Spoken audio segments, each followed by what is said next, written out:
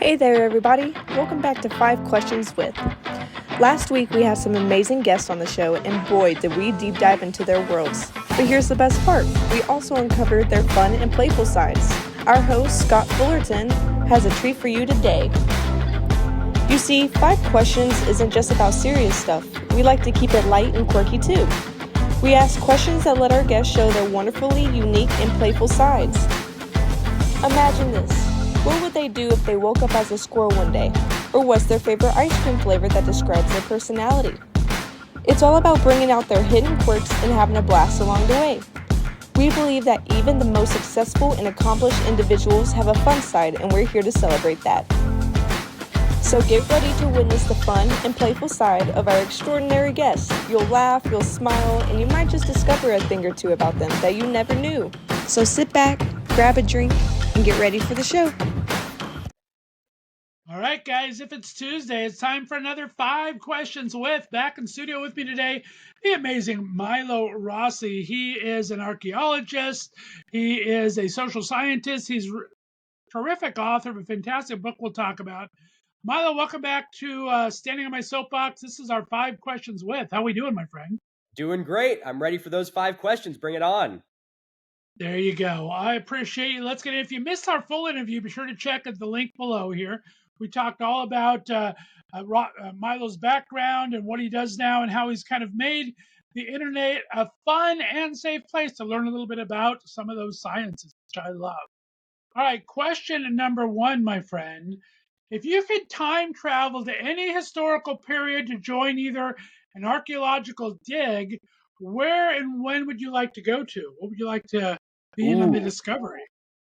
To be part of a discovery or any time period I could travel to, period. Period. That's fine. Okay, Yes. if I could time travel to any period, I would probably time travel to probably the East Coast of the United States about 10,000 years ago.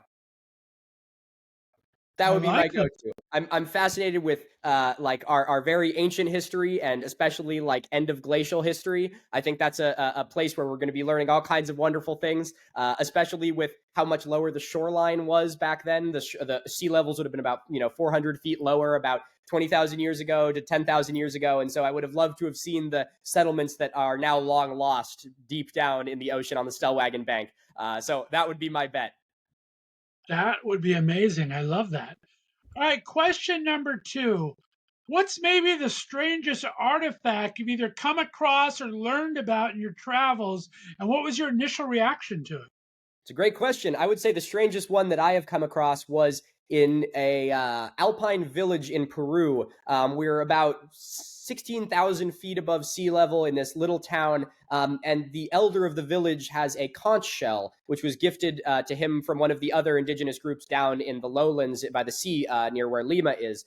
And they've had this conch shell forever. They've had it for like 50 years, they say.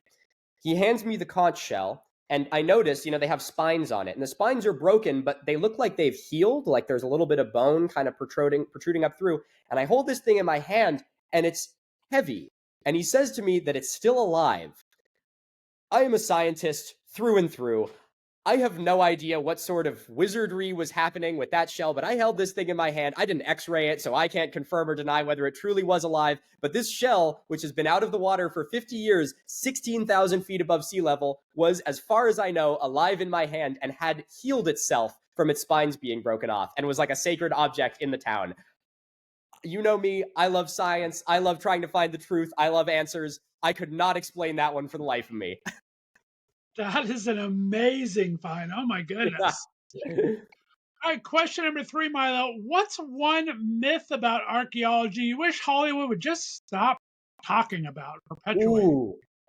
That's a very, very good question. I mean, a lot of, sort of the archaeological mythos, I think, will end up coming from Indiana Jones.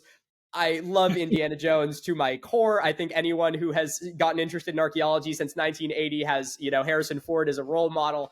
I think really one of the ones that needs to be sort of moved away from is a lot of the representations of indigenous groups, whether it be them being inherently violent, primitive savages, or even, sort of the constructions. Something that I think is really interesting. Again, love Indiana Jones. It has its own place in culture, but if we're looking at it as sort of a modern lens, even the constructions that are shown to be, indigenous structures, they're all full of booby traps and like all this stuff that like paints them as being these very violent people who are like highly defensive and like distrusting of the world around them. And so there's lots of sort of motifs and mentalities that are sort of sewn through a lot of, that modern representation of, pop archaeology that I think really feeds into a lot of, negative stereotypes, but also into sort of the mysticism around indigenous people that allows a lot of the pseudoscience contemporarily to survive when really they were just as human as any other group of people. There's not one that is greater than, lesser than, more in tune than, less in tune than. We are all human. And so hopefully we will begin to see a transition away from that. There you go. Well said. All right, question number 4. I mean, you have this great following on TikTok, YouTube, your social media, Instagram. What's the funniest or most unexpected thing a fan or a detractor has said to you about your social media content? Oh man. I've had a lot of people say things. God knows how many comments and DMs and things. But the first one that comes to my mind right off the bat was one from way back when I first started on TikTok. I hadn't branched out to anything. I was still like very, very, I had maybe like 15,000 followers or something. And it was like my videos were starting to blow up a little bit. And I got this one comment from this guy who was like, why should we even allocate, energy to like studying archaeology? Like we should be figuring out how to go through like wormholes. And I was like, I couldn't even argue with that. I'm like, okay, fair enough. Like, yeah, get on it, dude. Like, let's figure out how to travel through wormholes. Like, that is where our financing should be. so that was I'll link to the Stargate Universe link below. Go ahead and follow up, right? Wherever he is now, I hope it's through a wormhole. All right, and question number 5, Milo. We talked about a time period you wanted to visit. If you could switch places with any famous scientist or explorer for just a day, who would it be and what would you want to do? Oh, man, that is a great question. Honestly, I would give nothing more than to be on the Lewis and Clark expedition. I love this continent. I love the United States. And as someone who loves it, I see how much it has been violated, for lack of better words. We once had the central grasslands had more biodiversity than the Serengeti. It would have been a sight to behold. I would have loved to have seen this country before it was pillaged by, colonial presence that cut down every forest, tilled every river valley, and, almost made the buffalo go extinct. So I would say I would give anything to have seen the United States in the 1840s or something like that. Oh, great answer, my friend. Yeah. Milo Rossi, you made it through 5 questions. Remind my audience where they can find you on your social medias, where they can find your great book. And I appreciate your time, my friend. Absolutely. Thank you, Scott. Once again, my name is Milo Rossi. You can find me on YouTube, TikTok, Instagram at Mini Minute Man. You can also check out my book, The Encyclopedia of the Weird and Wonderful, which is available at, on various online retailers. Try not to do Amazon if you can avoid it. It covers more than 100 different individual topics discussing various archaeological discoveries from around the world that try to illustrate how we are all part of one great human story. So thanks again, Scott. Once again, my name is Milo Rossi. You can find me at Mini Minute Man, and it's been a pleasure being here. My pleasure, my friend. I appreciate you. Stay on the line for me, guys. Every Tuesday, we bring you some fun 5 questions with some of our favorite guests from the previous week. Again, look at our link below and our full conversation with Milo. He stood on my soapbox with me last week. We had a great conversation. Stay tuned. Next couple of days, we have some great left of straight interviews, and we will see you next time. Have a great day, everyone. Bye-bye. Thank you for listening to our bonus podcast, 5 Questions With. Be sure to look for us every Tuesday as we bring back some of your favorite guests from the previous week's interviews and some special best of 5 questions guests as well.